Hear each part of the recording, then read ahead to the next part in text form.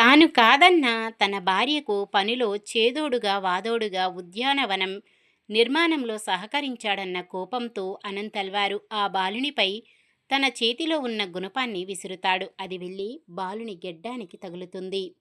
అనంతరం ఆ బాలుడు అక్కడి నుంచి వెళ్ళిపోతే అనంతల్వారులు మళ్ళీ బావి తవ్వే పనిలో నిమగ్నమవుతారు. మర్నాడు చక్కగా పూలమాలలు అల్లి బుట్టలో పెట్టుకొని స్వామివారి ఆలయానికి వెళతారు అనంతల్వార్. స్వామివారి మూల విరాట్టు చెబుకము నుండి గడ్డ గుణపం దెబ్బ తగిలి రక్తం రావటం చూసి, అయ్యో, తాను గుణపం విసిరింది ఎవరి మీదో కాదు, సాక్షాత్తు శ్రీనివాసుడి మీదే అని గ్రహిస్తారు. బావి తవ్వటంలో సహాయం చేయటానికి వచ్చినది ఆ దేవదేవుడే అని తెలుసుకుంటారు. వెంటనే స్వామివారి గెడ్డానికి కర్పూరపు ముద్దను అంటించి తన అపార భక్తిని చాటుకున్నారు. శ్రీ వెంకటేశ్వర స్వామివారి కృపకు పాత్రుడయ్యారు.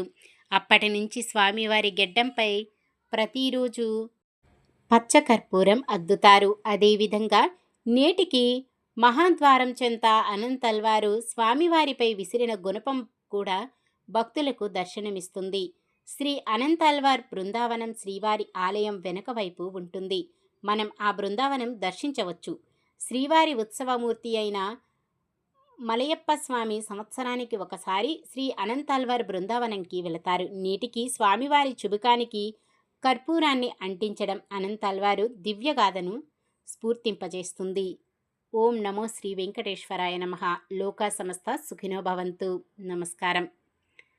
తప్పులుంటే మన్నించండి. వీడియో నచ్చితే లైక్ చేయండి. మన వాళ్ళందరికీ తెలియజేయాలంటే తప్పకుండా షేర్ చేయండి. ఇలాంటి మరెన్నో వీడియోస్ కోసం మన ఛానల్ను సబ్స్క్రైబ్ చేసుకోండి. Thanks for watching.